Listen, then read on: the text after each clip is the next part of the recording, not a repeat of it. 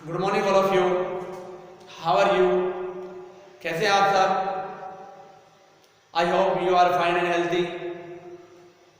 हम आशा करते हैं कि आप अपने घरों पर स्वस्थ होंगे, आनंद से होंगे, समय का पूरा यूटिलाइजेशन कर रहे होंगे, ऑनलाइन क्लासेस का पूरा बेनिफिट उठा रहे होंगे।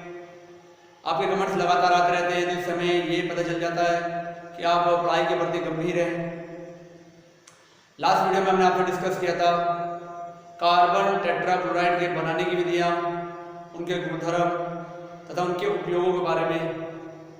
आज के वीडियो में हम आपसे डिस्कस करेंगे फ्रियोन्स के बारे में। पॉलीक्लोरोफ्लोरोकार्बन क्या होते हैं? फ्रियोन कहलाते हैं। वीडियो को लाइक करें, शेयर करें, चैनल सब्सक्राइब करें, बेल आइकन प्रेस करें। Now we are started today topic Freon.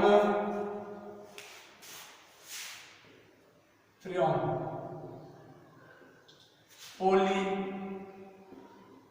Chloro fluoro alkene क्या कहलाते हैं? आपके फ्रियोन क्या कहलाते हैं? जिनको शॉर्ट में CFC क्लोरो फ्लोरो कार्बन भी कहा जाता है। ठीक है। सामान्य रूप से जो फ्लोरो फ्लोरो कार्बन होते हैं ये एल्केन के व्युत्पन्न होते हैं। ठीक है। और अधिकांश रूप से ठंडक उत्पन्न करने वाले जितने भी पदार्थ हैं, जितने भी एस्टर्स हैं, उनके द्वारा क्या होता है? इनका निर्माण किया जाता है। ये मेथेन या एथेन दोनों के व्युत्पन्न हो सकते हैं। ठीक है। बनाने की विधि की अगर हम बात करें तो कार्बन टेट्राक्लोराइड के द्वारा या हेक्साक्लोरोएथेन के द्वारा इनको क्या कर सकते हैं? बना सकते हैं। क्योंकि मेथेन से क्या बनेगा? पहले कार्बन टेट्राक्लोराइड बनेगा, उसके बाद उसकी रिएक्शन कराएंगे HF के साथ in the presence of antimony pentachloride, तो हमें क्या होता है? प्राप्त हो जाता है क्या? क्लोरो फ्लोरो कार्बन हमें क्या होता है? प्राप्त हो जाते हैं। रिएक्शन हम देख सकते हैं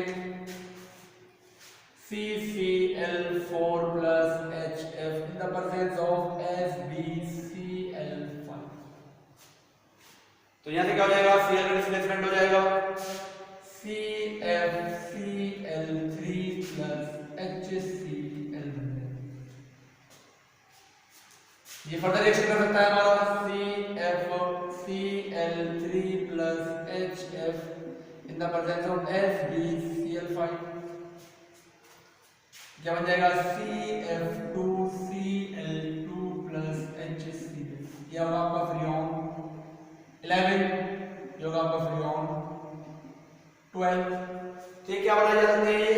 एल्केन से पहले क्या करेंगे? कार्बन टेट्राक्लोराइड बनाएंगे, उसकी रिएक्शन एंटीमनी पेंटाक्लोराइड की उपस्थिति में HF से कराएंगे, तो फ्रियोन 11 और फ्रियोन 12 बन सकता है। अगर हम क्या करें? हेक्साक्लोरोएथेन ले, तो हेक्साक्लोरोएथेन के द्वारा भी क्या हो सकता है? हमारा बन सकता है हेक्साक्लोरो C2Cl6 हेक्साक्लोरोएथेन। हेक्साक्लोरोएथेन जिसको कृत्रिम कपूर के नाम से भी जाना जाता है, याद रखना, कृत्रिम कपूर के नाम से भी जाना जाता है। तो इसी क्रिया हम कराएंगे किससे? HF से। 2 मॉलिक्यूल ले लें तो 2F जुड़ जाएंगे यहाँ पर, तो क्या बन जाएगा?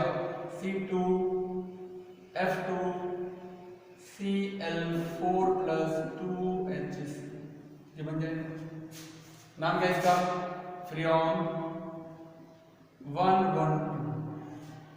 तो इस प्रकार से हम क्या कर सकते हैं? कार्बन टेट्राक्लोराइड के द्वारा और हेक्साक्लोरोएथेन के द्वारा in the presence of antimony pentachloride क्या कर सकते हैं? हम फ्रियोन्स का निर्माण कर सकते हैं। फ्रियोन 11, फ्रियोन 12 और फ्रियोन 112।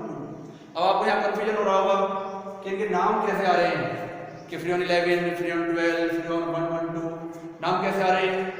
तो हम इनके नामकरण के बारे में क्या करते हैं? डिस्कस कर लेते हैं कि नामकरण किस प्रकार से आते हैं। ठीक है।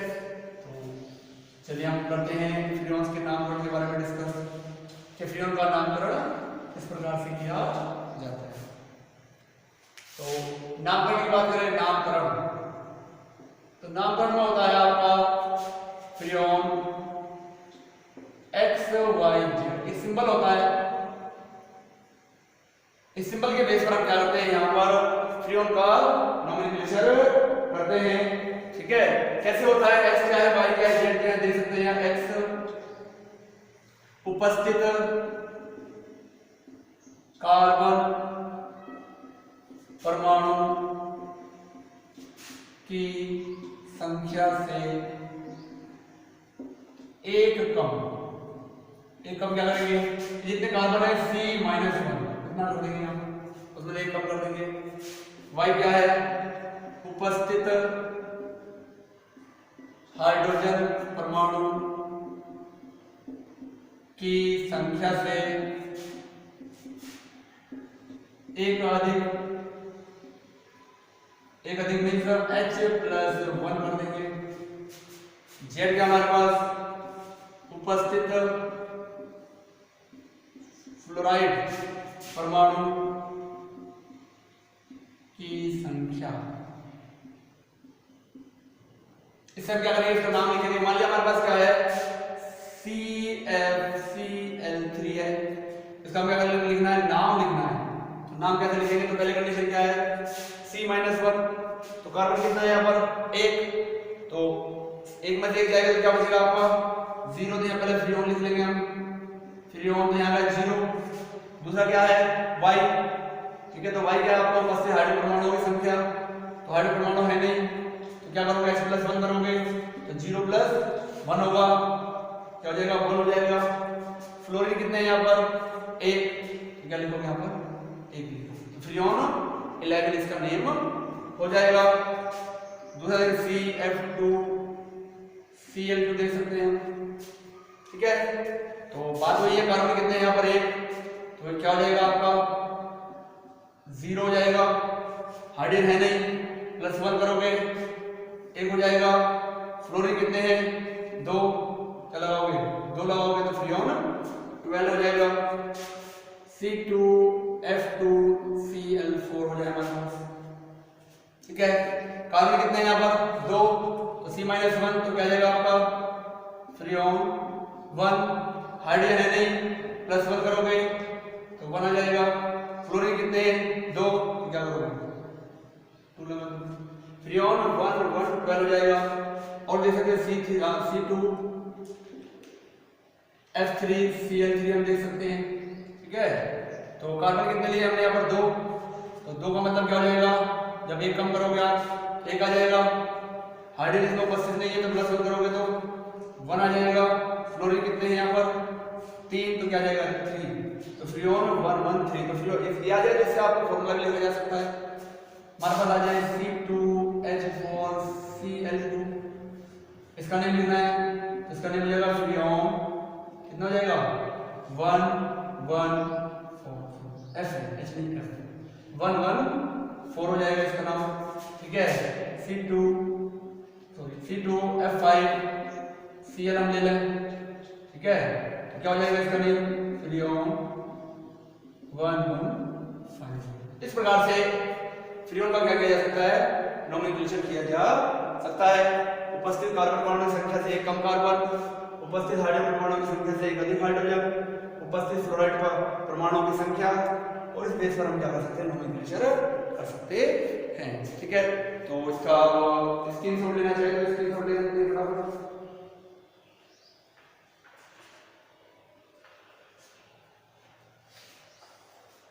चलिए आगे बात करते हैं।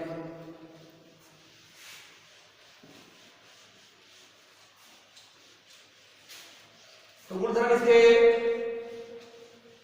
बात कर लेते हैं, गुणधर्म के बारे में। तो गुणधर्म क्या है इसमें,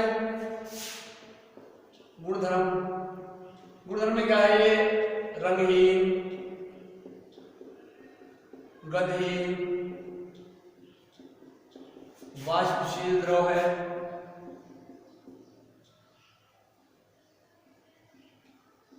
वाष्पशील द्रव है, और क्या होता है, निष्क्रिय अवस्था में होता है, निष्क्रिय।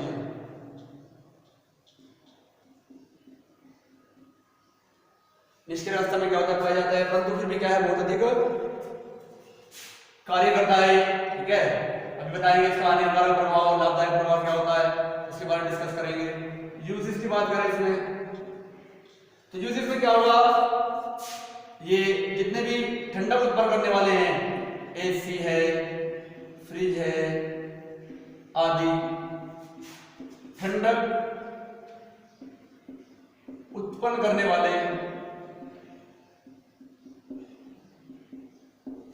उपकरणों में क्या होता है, ये उपयोग होता है। रॉकेट नोदकों में उपयोग होता है,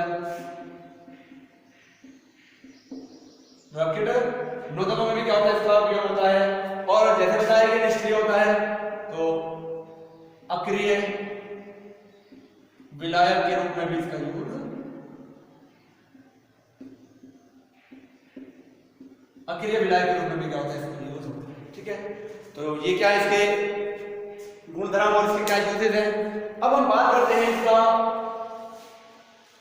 वातावरण पर हानिकारक प्रभाव क्या पड़ता है, इसका प्रभाव क्या होता है वातावरण पर प्रभाव। ठीक है, वातावरण पर प्रभाव,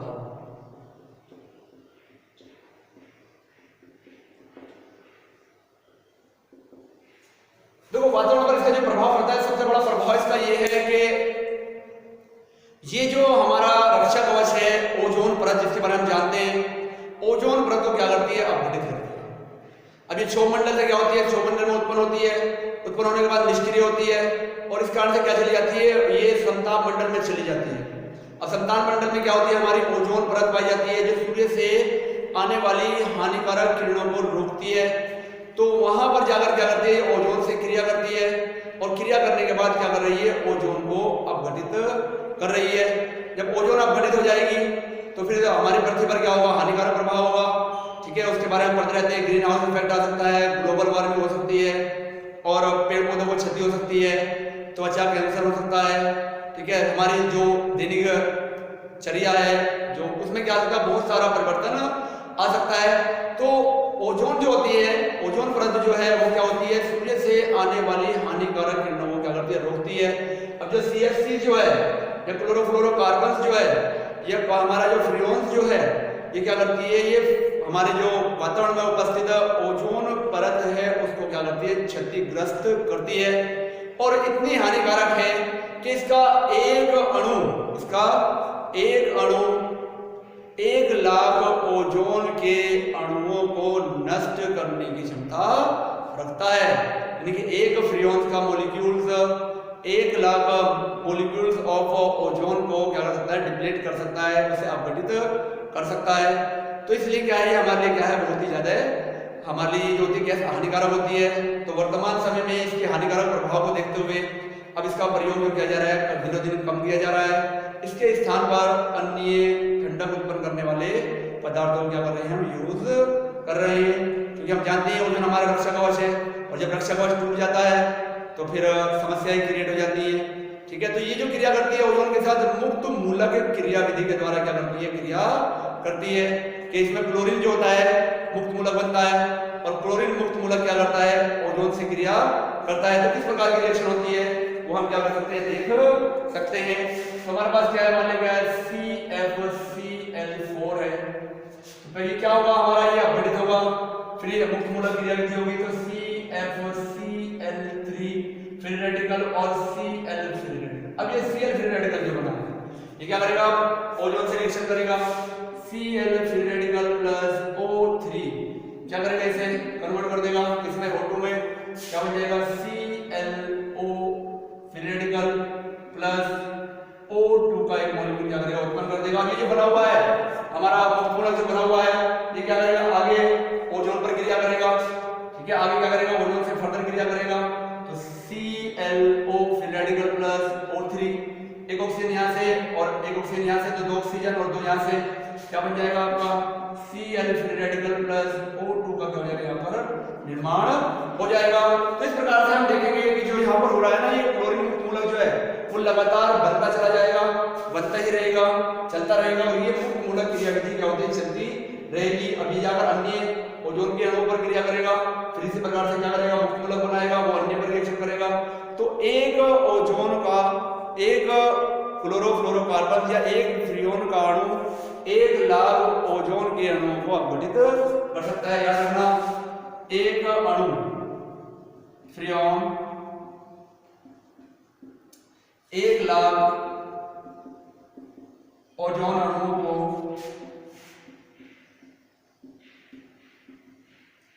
अपघटित कर सकता है, ठीक है, एक लाख अणुओं को अपघटित कर सकता है, ठीक है। तो इसलिए ओजोन परत को बाकी रखने के लिए, जिससे हमें बहुत सारी परेशानियां ना हो, तो क्या करेंगे, 16 सितंबर, याद रखना 16 सितंबर को ओजोन संरक्षण दिवस के रूप में मनाया जाता है। ओजोन संरक्षण दिवस मनाया जाता है। कब मनाया जाता है? 16 सितंबर को मनाया जाता है। तो ये हमारा क्या था, फ्रियोन्स के बारे में था, बनाने की विधियां, उसका नामकरण और उसका वातावरण पर हानिकारक प्रभाव क्या होता है। चलिए स्क्रीनशॉट ले लीजिए आप। आगे हम बात करते हैं फिर आपसे कुछ और। चलिए हम कुछ कीटनाशक है हमारे जो हम यूज करते हैं, तो उन कीटनाशकों के बारे में हम क्या करते हैं, थोड़ा सा आज डिस्कस कर लेते हैं, ठीक है।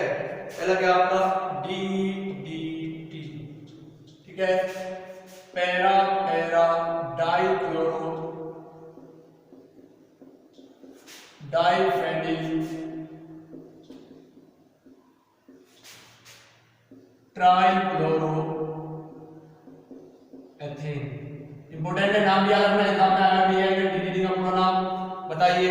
तो para dichloro diphenyl trichloro ethane क्या होता है, इसका नाम होता है।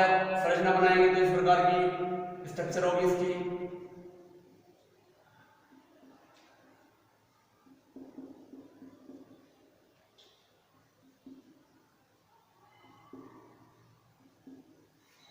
ठीक है, पैरा पोजीशन पर क्लोरो है, पैरा डाइक्लोरो डाइफेनिल ट्राइक्लोरो, दो कार्बन है तो क्या हो जाएगा, एथेन क्या हो जाएगा, इसका नाम हो जाएगा para dichloro diphenyl trichloro ethane. संरचना सूत्र और इसका नाम दोनों ही क्या है, इंपॉर्टेंट है। कहां यूज होता है, कीटनाशक के रूप में उपयोग होता है, इस रूप में होता है कीटनाशक। पर तो वर्तमान समय में इसका यूज भी क्या किया जा रहा है, कम किया जा रहा है, क्योंकि क्या होता है, मृदा प्रदूषण अत्यधिक मात्रा में इनके द्वारा किया जाता है और जल प्रदूषण भी करते हैं, जो भूमिगत जल होता है उसमें मिल जाते हैं, तो वो अब कम मात्रा में किया जा रहा है। और दूसरा कारण ये है कि जब सबसे पहले इसका यूज किया गया तो उस समय क्या हुआ कि जो सूक्ष्म मतलब जो जीव जंतु थे, जो कीटाणु थे, उन्होंने उनके अंदर क्या होती है, DDT का ज्यादा प्रयोग होने के कारण से उसके प्रति प्रतिरोधक क्षमता उत्पन्न हो गई। तो प्रतिरोधक क्षमता उत्पन्न होने के कारण से क्या होती है, फिर DDT जो होती है वो वर्क नहीं कर पाते थे। तो फिर बाद में निरंतर क्या हुआ, नए नए कीटनाशकों का क्या हुआ, उपयोग करना प्रारंभ किया गया।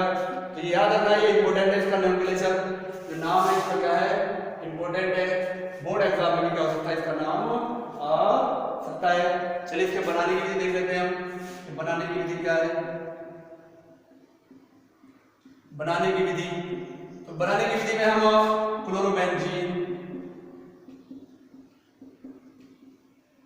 प्लस क्लोरोबेंजीन प्लस क्लोरल की रिएक्शन कराएंगे तो हमें क्या मिलता है, DDT क्या होती है, प्राप्ति होती है, ठीक है। तो क्लोरल होता है आपका CCl3CHO और क्लोरोबेंजीन होता है आपका C6H5Cl। तो क्या होगा हमारे पास, इस प्रकार से हमारी संरचना हो जाएगी क्लोरोबेंजीन, ठीक है। तो इसका एक बार रिप्रेजेंटेड कर लेंगे, ये Cl है,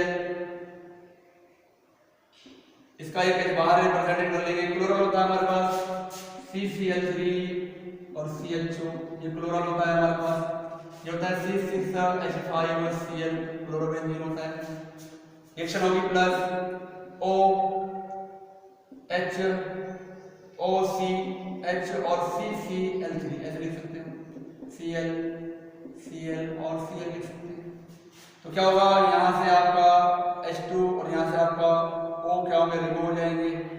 तो क्या हो जाएगा, H2O रिमूव हो जाएगा और ये क्या होगा, इसके साथ अटैच हो जाएगा। तो क्या बन जाएगा आपका Cl,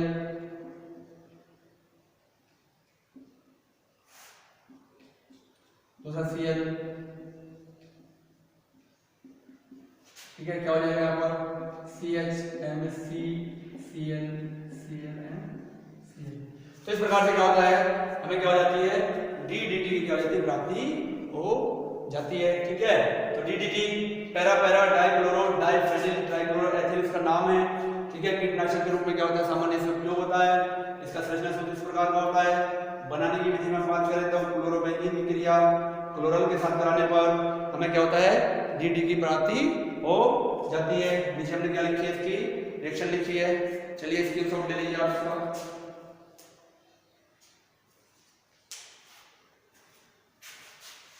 चलिए नेक्स्ट कीटनाशक जो हमारा है उसकी हम बात करते हैं, वो था हमारा गैमेक्सिन। BHC भी कहते हैं, गैमेक्सिन भी कहते हैं, BHC benzene hexa chloride, benzene hexa chloride इसका नाम है। सामान्य नाम और भी इसका लिंडेन, ठीक है। और गैमेक्सिन, लिंडेन भी कहते हैं, गैमेक्सिन भी कहते हैं, और 666 भी कहते हैं इसको, हेक्साक्लोरोबेंजीन भी कह देते हैं इसे।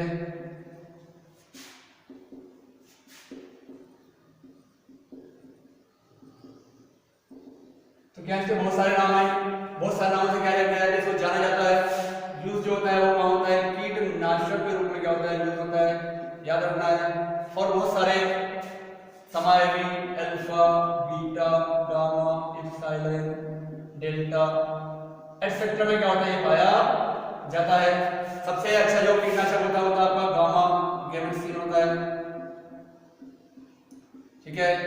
क्यों होता है, इसका आकार छोटा और भेदन क्षमता अत्यधिक होती है, ठीक है। तो सबसे ज्यादा प्रभावी जो होता है वो क्या होता है आपका गामा गैमेक्सिन होता है। आकार में छोटा होता है और भेदन क्षमता क्या होती है इसकी हाईएस्ट होती है। इस कारण से ये सबसे प्रभावी कीटनाशक के रूप में प्रयोग होता है, ठीक है। हानिकारक प्रभाव आपको बताइए, मृदा प्रदूषण करेगा, जल प्रदूषण करेगा, और वो क्या होता है फिर जल और मिट्टी में क्या होती है, हमारी फसलें उगाई जाती हैं। तो फसलें उगने के बाद क्या होती है, कुछ मात्रा में क्या होती है, इनकी क्वांटिटी फल सब्जियों में पानी में आ जाती है। उसी जल को हम क्या करते हैं, पीते हैं, उन्हीं सब्जियों को हम खाते हैं। तो हमारे शरीर में क्या हो जाती है, बहुत सारी बीमारियां इसके द्वारा क्या हो जाती है, उत्पन्न हो जाती हैं, ठीक है। तो गैमेक्सिन, हाँ, तो गैमेक्सिन के बारे में बात कर रहे हैं। तो हम देख लेते हैं इसके बनाने की विधि। बनाने की विधि क्या है इसकी, तो बनाने की विधि जो है, बेंजीन का क्लोरीनीकरण किया जाता है। क्या किया जाता है, बेंजीन का C6H6 प्लस 3Cl2 किया जाता है। तो हमारे पास क्या बन जाता है, C6H6Cl6 बन जाता है। तो 6 कार्बन, 6 हाइड्रोजन और 6 क्लोरीन है। तो इसका नाम क्या है, 666 इसका नाम दिया गया है, ठीक है। अगर हम देखना चाहें, ठीक है, इसकी संरचना को, द प्रेजेंस ऑफ सनलाइट होगा, ऐसे देख सकते हैं। ये हमारे पास क्या है, बेंजीन है, क्लोरीनीकरण हो रहा है in the presence of sunlight. तो क्या होगा, योगात्मक अभिक्रिया हो जाएगी, तीनों बॉन्ड टूट जाएंगे। टूटने के बाद क्या बन जाएगा, इस प्रकार से Cl Cl Cl Cl Cl और Cl का अटैचमेंट आप दिखाएंगे, जो कि आपका हेक्साक्लोरोबेंजीन है, ठीक है। तो इस प्रकार से BHC benzene hexachloride, lindane, gammexane, 666 हेक्साक्लोरोबेंजीन एक कीटनाशक के रूप में प्रयोग होता है, ठीक है। अब हम बात कर ले अगर DDT, चलिए स्क्रीनशॉट लीजिए पहले आप।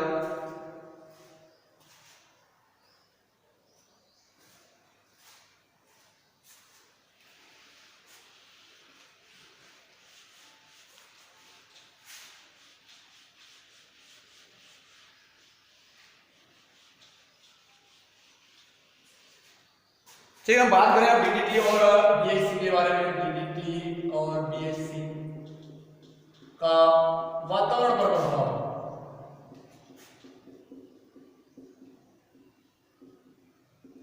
ठीक है। तो वातावरण पर क्या प्रभाव होगा, हमने बताया कि ये मृदा प्रदूषण करेंगे,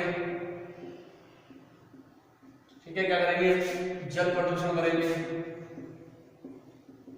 अब जब मृदा प्रदूषण होगा और जल प्रदूषण होगा तो जल चक्र और मृदा चक्र दोनों ही क्या हो जाएंगे, प्रभावित हो जाएंगे।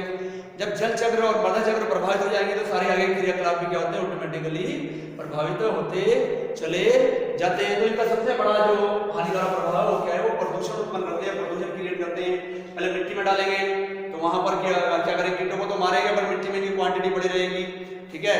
तो मिट्टी प्रदूषण होगा, धीरे धीरे क्या होगा, पानी के साथ या भूमि का जो जल होगा ना, ग्राउंड वाटर जो है उसमें के अंदर पहुंच जाएंगे, और पहुंचने के बाद क्या करेंगे, वहां से क्या करेंगे, हमारे जो जल होगा ना, भूमि का जल होगा ना, उसको क्या करेंगे, प्रदूषित कर देंगे। तो इस प्रकार से जो भी कीटनाशक हम यूज करते हैं ना, उनका सबका क्या होता है, वातावरण पर हमारे क्या होता है, प्रभाव होता है।